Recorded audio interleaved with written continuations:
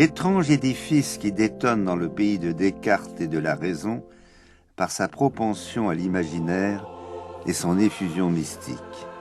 Voici la cathédrale américaine de Paris. Bien entendu, elle nous vient de l'étranger, de l'Angleterre et des États-Unis.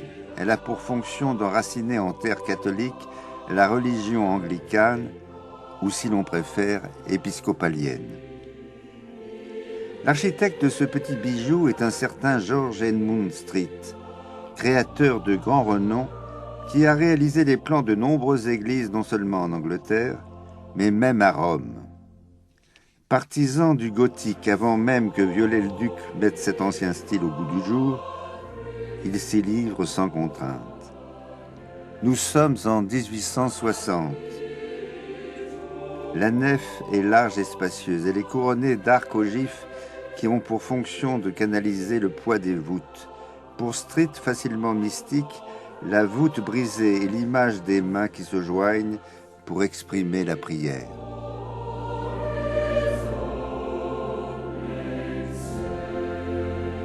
Chaque pilier est traité avec soin. Le matériau choisi est la pierre. Elle est polie et fait penser à du marbre. Ainsi, le constructeur allie l'esthétique à l'économie. Comme il se doit pour un édifice qui se veut médiéval, les vitraux accompagnent l'architecture. Ils sont là avec leurs vives couleurs, rouge ardent, vert un peu sourd, bleu profond, où se retrouve l'esprit mystique du Moyen-Âge. Les figures représentées sur les verres peints sont à la fois tendres et naïves.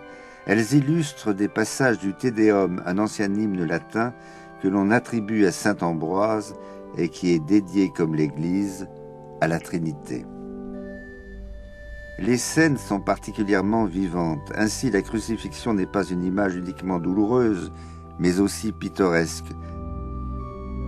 Les soldats romains jouent aux dés.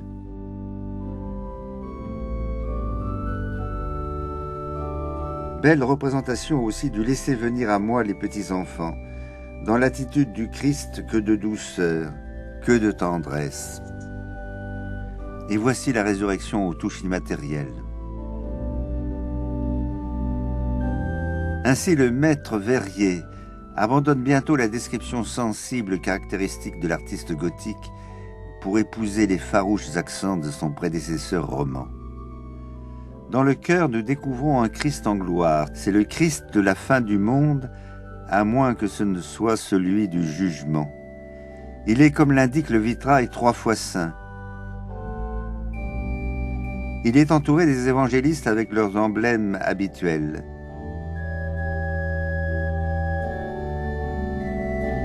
Il y a aussi les 24 vieillards et leurs instruments. Comme l'artiste roman, le maître verrier anglais se projette dans les symboles. Et la peinture suit la même orientation. La cathédrale américaine a le privilège de posséder un beau retable du XVe siècle, donc bien antérieur à la construction de l'édifice. Il trouve néanmoins une secrète parenté avec lui.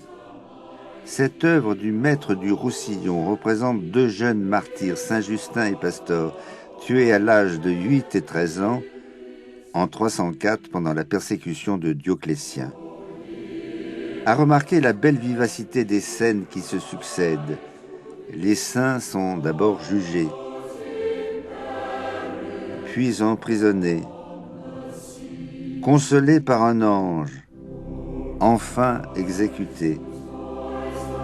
Au centre, l'un d'eux, figuré sous la crucifixion, reçoit la palme du martyr. Plus tardive, cette icône grecque du XVIIe siècle, mais elle semble sans âge si l'on en juge par la figure inexpressive et la rigidité de ses gestes. L'art oriental n'a pas suivi l'évolution de l'art gothique et en est resté au principe de l'art roman. D'ailleurs, la comparaison s'impose d'elle-même. Voici un Bassano d'à peu près la même époque. Il représente les rois mages. Le tableau est traité avec fluidité, élégance, psychologie, mais il est désormais peu religieux. Le mystère est parti. C'est pour lutter contre cette déviation humaniste que les créateurs du XIXe siècle ont voulu revenir au hiératisme et au symbolisme du premier âge gothique. C'est l'entreprise à laquelle s'attelle le peintre pré-raphaélite Edwin Abbey lorsqu'il commence à réaliser le retable du maître-autel. Ce retable évoque les moments forts de la vie du Christ, l'adoration des mages ou Épiphanie, la crucifixion avec les principaux protagonistes du drame, Jean et Marie. Enfin, la résurrection représentée par Marie-Madeleine essayant de toucher les mains de son Seigneur, « Noli me tangere, ne me touche pas ». Ces peintures ne sont pas seulement du grand art, elles sont empreintes d'un profond mysticisme. L'Angleterre de cette époque est touchée par ce que l'on appelle le revival, que l'on peut traduire par retour à la vie, retour aux sources ou encore réveil. Désormais, l'appréhension sensible prime le rationnel. Mais que pense Denis Grove de son église? La première fois que je suis rentré dans la cathédrale, je ne pouvais pas m'empêcher d'être très impressionné par la beauté de cet espace sans vraiment comprendre pourquoi. À force de m'impliquer de plus en plus dans la vie de la communauté de la cathédrale, et à force de faire ça, j'ai découvert que ce qu'on voit ici, disons l'architecture, est vraiment le sommet d'une carrière, d'un mouvement intellectuel, artistique, etc., qui vraiment donne forme à notre pratique, disons la liturgie anglicane, qui est un reflet de cet espace, ou l'espace qui est un reflet de notre liturgie. Donc pour moi, c'est une manifestation physique d'une foi qui me communique, et puis je pense que ça peut communiquer pour la postérité. Dans cette église si brillante et si intime, une place spéciale est faite au mobilier. D'abord une barrière qui entoure le chœur et qui est délicatement ouvragée. Ensuite des fauteuils d'une élégance toute britannique. Enfin 600 coussins dont l'un sert à la communion, les autres à la prière des fidèles. Des tapisseries plus importantes ont été données à l'église. Ici, il s'agit d'une impressionnante œuvre d'Éliane Rouget qui, de 1967 à 1968, a commémoré le jumelage de la Sainte Bartholomée de New York et de la Sainte Trinité de Paris. Ces deux églises sont représentées en grands modèles sur fond de 1000 fleurs. Les monuments sont identifiés par leurs insignes et leurs saints patrons, le tout dans l'esprit médiéval. Donnant sur l'église, un petit cloître permet de poursuivre la méditation. Il est dédié à tous les morts des grandes guerres, celles de 14-18 et celles de 40-45. La cathédrale américaine est comme aux avant-postes pour recueillir sinon les corps, du moins les souvenirs des soldats disparus et les prières de leurs familles éplorées restées en Amérique.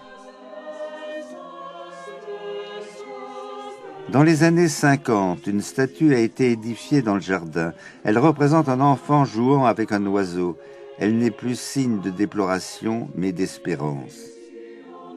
Mais l'esprit mystique du revival trouve son point d'achèvement dans la musique.